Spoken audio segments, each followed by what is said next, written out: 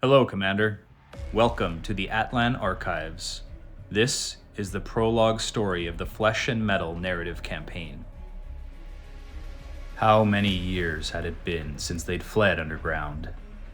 Time had become an obscure concept in the perpetual darkness of their new home. Kane stood next to the humming energy core of New Turnia, the military warren he lorded over. Cables snaked out in every direction, carrying the energy generated by the Promethean within to the various machines, tools, and lights elsewhere in the warren. This artificial element was both the bane of their existence and the salvation of it. Prometheum's original purpose was to satisfy the enormous power requirement of the global artificial intelligence, and its long-life properties satisfied this purpose. However, what initially fueled humanity's scientific breakthroughs now fueled the robots who sought the extinction of the human race. Kane allowed a small smirk to part his lips.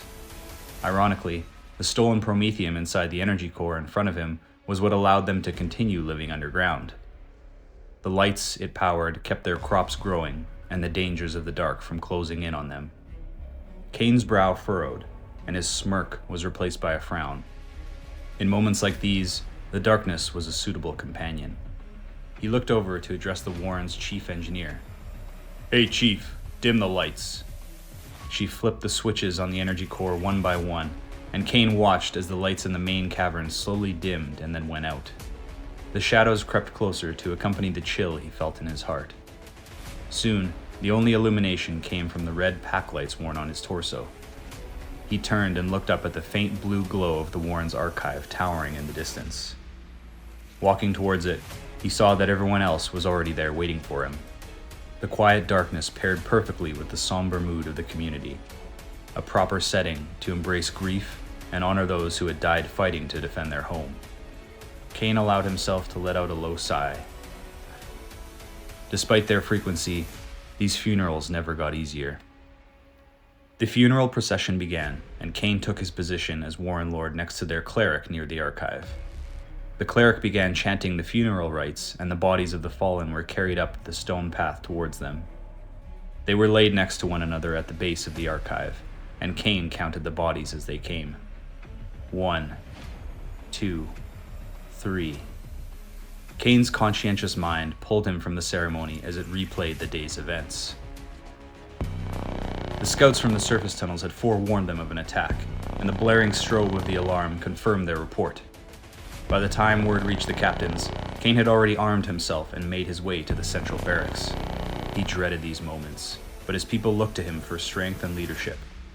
Scout Captain Jace debriefed him on the size and makeup of the Promethean forces that had begun their assault down the tunnels.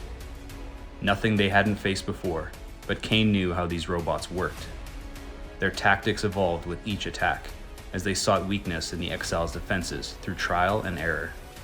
He consulted with his captains, and they issued orders to their respective forces. The scouts mobilized through the winding side tunnels to prime defensive traps and observe enemy movements. The engineers went to work preparing turret batteries and distributing ammunition amongst the soldiers. The soldiers gathered into their formations and headed to their posts. He had forgotten the feeling of fear in these moments. He was in his element and confidently navigated the situation as a seasoned admiral would navigate a ship through a storm. He knew the Warren like the back of his hand, and knew that he had well-trained soldiers ready to defend it with their lives. As the soldiers formed up outside the barracks, he inspected each group with an experienced eye. He knew that these men and women would need every bit of preparedness to survive against the killing machines they would face. As he moved through the ranks, the smallest soldier caught his gaze. The boy had been recruited recently on his 16th birthday, and had not seen combat outside of training drills. The boy hurriedly saluted Kane, but his eyes betrayed the fear in his heart. Kane reached out and reassuringly grabbed the boy's arm as he calmly addressed him. "Strong within." The boy's chest swelled as he responded, "Never broken."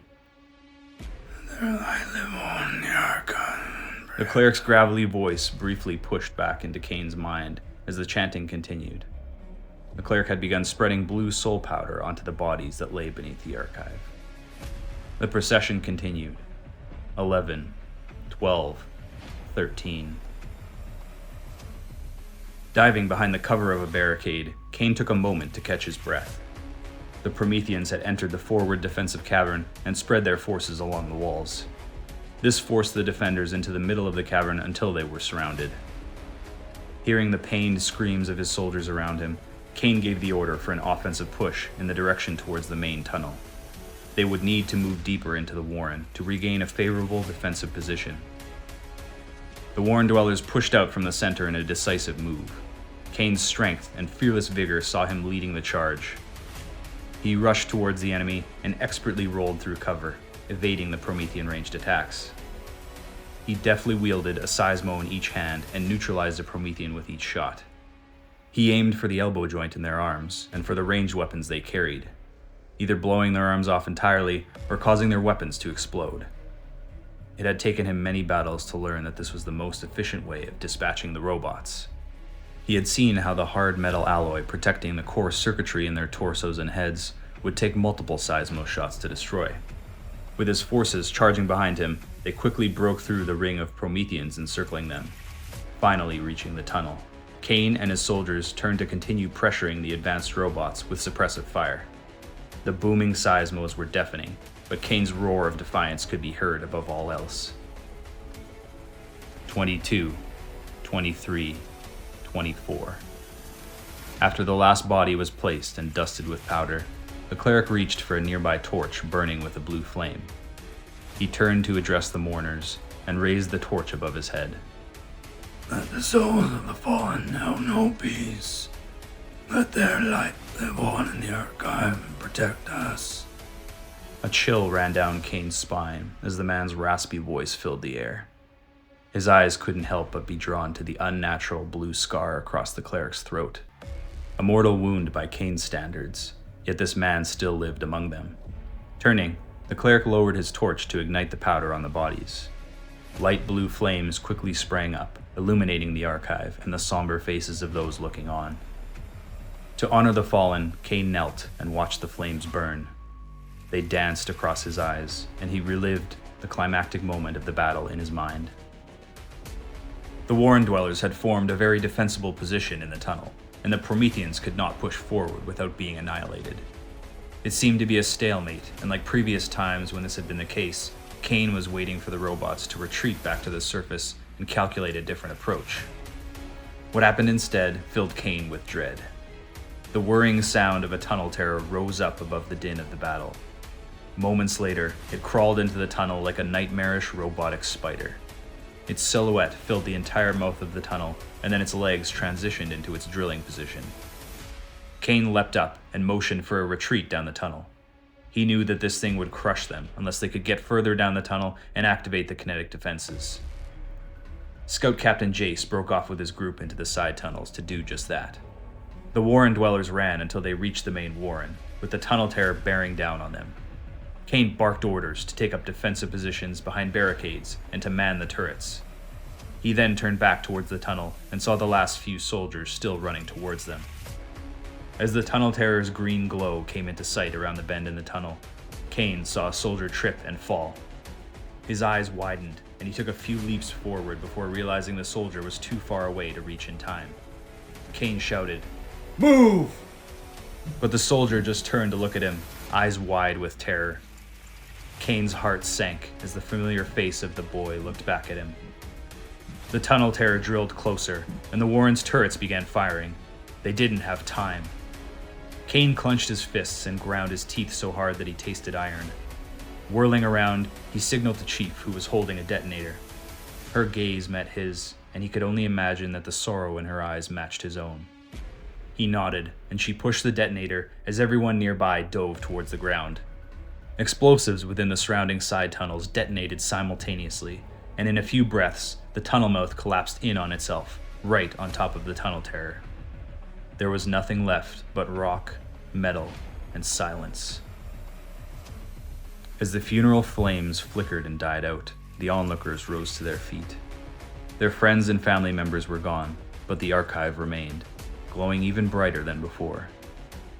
Kane led the procession away from the site and back to the center of the warren.